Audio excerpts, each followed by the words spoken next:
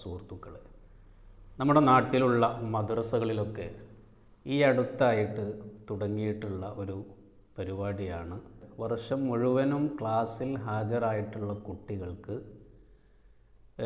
നബിദിനത്തിനോടനുബന്ധിച്ച് നടക്കുന്ന പരിപാടിയിൽ ആ കുട്ടികൾക്ക് സമ്മാനം കൊടുക്കും. ഇതിപ്പോൾ ഈ അടുത്ത കാലത്തായിട്ട് മിക്ക മദ്രസകളിലും ഉള്ള ഒരു നല്ലൊരു കാര്യം തന്നെയാണ് കേൾക്കുമ്പോൾ. കാരണം കുട്ടികൾക്ക് ഒരു പ്രചോദനം, എല്ലാ ദിവസവും ക്ലാസ്സിൽ മുടങ്ങാതെ ആബ്സെൻ്റ് ആകാതെ എല്ലാ ദിവസവും അവരെ പങ്കെടുപ്പിക്കാനുള്ള ഒരു സൂത്രം നല്ല ഒരു കാര്യം തന്നെയാണ്. പക്ഷേ ഇതുകൊണ്ടുണ്ടാകുന്ന പല ബുദ്ധിമുട്ടുകളുമുണ്ട്.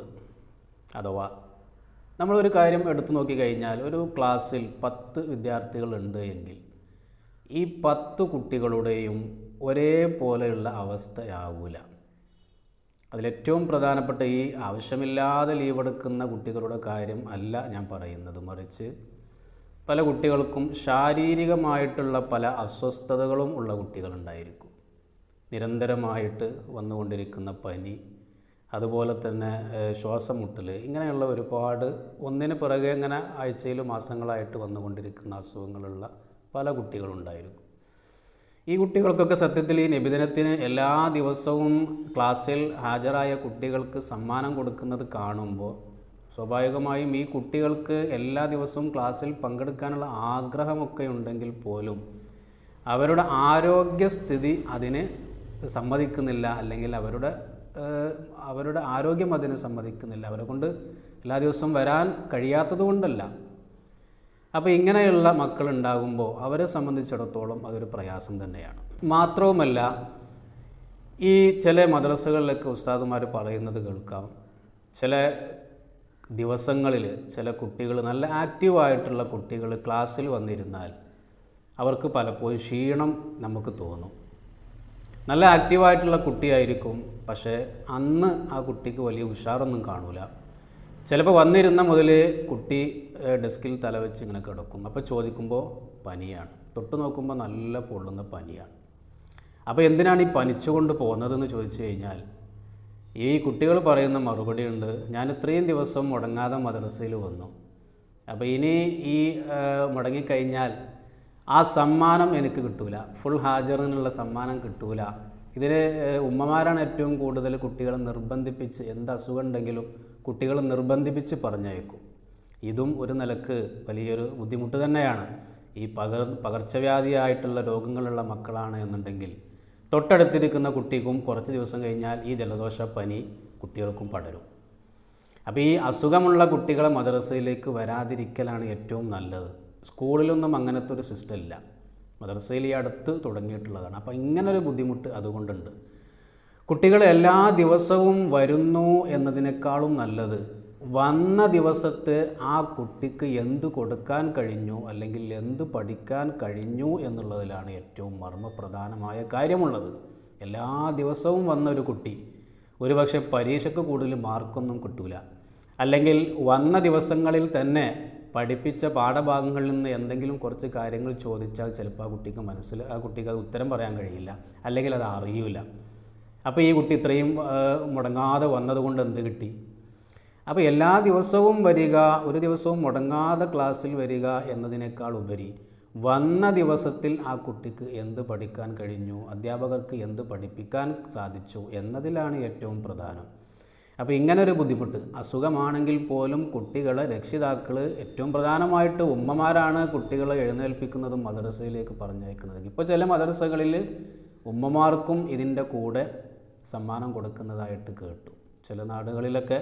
കാരണം ഈ കുട്ടികളെ ഒരുക്കുന്നതും ആ നേരത്തെ എഴുന്നേൽപ്പിച്ച് ഒരുക്കി മദ്രസയിലേക്ക് വിടുന്നതിൻ്റെയൊക്കെ പ്രധാന ചുമതല വഹിക്കുന്നത് ഉമ്മമാരാണ്. ആ ഉമ്മമാർക്കും ഇതിൻ്റെ കൂടെ ഒരു സപ്പോർട്ട് എന്നുള്ള നിലക്ക് അവർക്കും സമ്മാനം കൊടുക്കുമ്പോൾ ഇങ്ങനെ അസുഖമുള്ള കുട്ടിക്ക് എഴുന്നേൽക്കാൻ പോലും കഴിയാതെ പനിക്കുന്ന കുട്ടിയെ പിടിച്ച് നിർബന്ധിപ്പിച്ച് ഈ സമ്മാനം, ഈ പ്ലേറ്റും ഗ്ലാസും വിചാരിച്ചിട്ട് കുട്ടികൾ എന്ത് ചെയ്യുന്നുണ്ട്, മദ്രസയിലേക്ക് കുട്ടികളെ നിർബന്ധിപ്പിച്ച് പറഞ്ഞയക്കുന്ന ഒരു പ്രവണത ഇതിൻ്റെ പിന്നിലുണ്ട് എന്ന് ഇതിൻ്റെയൊക്കെ പിന്നിൽ പ്രവർത്തിക്കുന്ന ആളുകൾ ഒന്ന് മനസ്സിലാക്കുന്നത് നല്ലതാണ്. പ്രത്യേകിച്ച് ഉസ്താദുമാരതിൽ നമുക്കൊന്നും പറയാൻ കഴിയില്ല, കാരണം ഉസ്താദുമാരല്ല ഈ സമ്മാനം കൊടുക്കുന്നത്. മിക്ക മദ്രസകളിലും സമ്മാനത്തിൻ്റെയൊക്കെ കാര്യങ്ങൾ നോക്കുന്നത് അവിടുത്തെ കമ്മിറ്റിക്കാരും അതുപോലെ തന്നെ അതുമായി ബന്ധപ്പെട്ട ആളുകളൊക്കെ ആയിരിക്കും. അപ്പോൾ ഇങ്ങനെ ഒരു കാര്യം അല്ല എന്നുണ്ടെങ്കിൽ കുട്ടികൾക്ക് കൃത്യമായിട്ട് എന്തുകൊണ്ട് മുടങ്ങി എന്നതിൻ്റെ കാരണം അന്വേഷിച്ച് ആ ഹോസ്പിറ്റലിൽ പോയതിൻ്റെ ബില്ലും കാര്യങ്ങളും അവിടുത്തെ ഡോക്ടറെ കാണിച്ച റിസപ്ഷനും കാര്യങ്ങളൊക്കെ നോക്കിക്കൊണ്ട് കുട്ടി ലീവ് എടുത്തിരിക്കുന്നത് മതിയായ കാരണം കൊണ്ടാണ് എന്ന് ഉറപ്പ് വരുത്തിയിട്ട് നമുക്ക് വേണമെങ്കിൽ ഒരു വർഷത്തിൽ 1-2 ദിവസം ലീവ് വന്നു, ആ ലീവ് വന്നത് ഇന്നാലിന്ന കാരണം കൊണ്ടാണ്, അതിൻ്റെ ഡോക്ടറെ കാണിച്ചതിൻ്റെ തെളിവും കാര്യങ്ങളും അവിടെ നിന്ന് കിട്ടിയ കുറിപ്പടിയും കാര്യങ്ങളൊക്കെ കാണിച്ചു കൊടുത്താൽ ഫുൾ ഹാജറിനല്ലെങ്കിൽ പോലും ഈ കുട്ടികളെയും കൂടെ അതിന് ഉൾപ്പെടുത്താൻ നമ്മൾ ശ്രമിക്കണം. അത് കുറച്ച് ബുദ്ധിമുട്ടുള്ള കാര്യമാണ്. എന്നിരുന്നാലും അവരെ കൂടെ സന്തോഷിപ്പിച്ചെടുക്കാൻ നമ്മളെ കൊണ്ട് സാധിക്കും. ഇതുമായി ചേർത്ത് മറ്റൊരു കാര്യം പറയാനുള്ളത് എന്താണെന്ന് വെച്ച് കഴിഞ്ഞാൽ, നമ്മുടെ കുട്ടികൾക്ക് പരീക്ഷ ഒഴിഞ്ഞ സമയമല്ല. ഒരു ഭാഗത്ത് സ്കൂളിലെ പരീക്ഷ കഴിഞ്ഞു, കുറച്ച് ദിവസം കഴിയുമ്പോഴേക്ക് മദ്രസയിലെ പരീക്ഷ. ഈ മദ്രസയിലെ പരീക്ഷയ്ക്കൊന്ന് കഴിഞ്ഞ് വരുമ്പോഴേക്ക് സ്കൂളിലെ പരീക്ഷ തുടങ്ങുന്നു. വർഷത്തിൽ 6 പരീക്ഷകൾ വരെ ചില കുട്ടികൾ നേരിടുന്നുണ്ട്. സ്കൂളിലെയും മദ്രസയിലെയും രണ്ടും കൂടെ പഠിക്കുന്ന മക്കളുടെ കാര്യമാണ് ഞാൻ പറഞ്ഞത്. 6 പരീക്ഷകൾ വരെ ഒരു വർഷം നേരിടുന്ന മക്കളുണ്ട്. ചില കുട്ടികൾ 5 പരീക്ഷ വരെ, ചില മദ്രസകളിൽ 2 പരീക്ഷയാണ് ഒരു വർഷത്തിലുണ്ടാവുക. അപ്പോൾ സ്കൂളിലെ 3 പരീക്ഷയും ഇവിടുത്തെ 2 പരീക്ഷ 5 പരീക്ഷ, ചില മദ്രസകളിൽ 3 പരീക്ഷയും സ്കൂളിലെ 3 പരീക്ഷയും കൂടി 6 പരീക്ഷകൾ വരെ ഈ ചെറിയ പ്രായത്തിൽ കുട്ടികൾ നേരിടുന്നു. ഇത് ശരിക്കും കുട്ടികളോട് നമ്മൾ ചെയ്യുന്ന വലിയൊരു ക്രൂരത തന്നെയാണ്.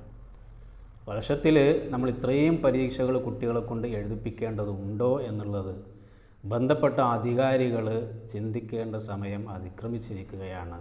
മക്കളുടെ സ്കൂൾ പഠനവും കൂടെ മദ്രസ പഠിപ്പിക്കുന്ന സമയത്ത് അതും കൂടെ നമ്മൾ നോക്കുന്നത് നല്ലതാണ്.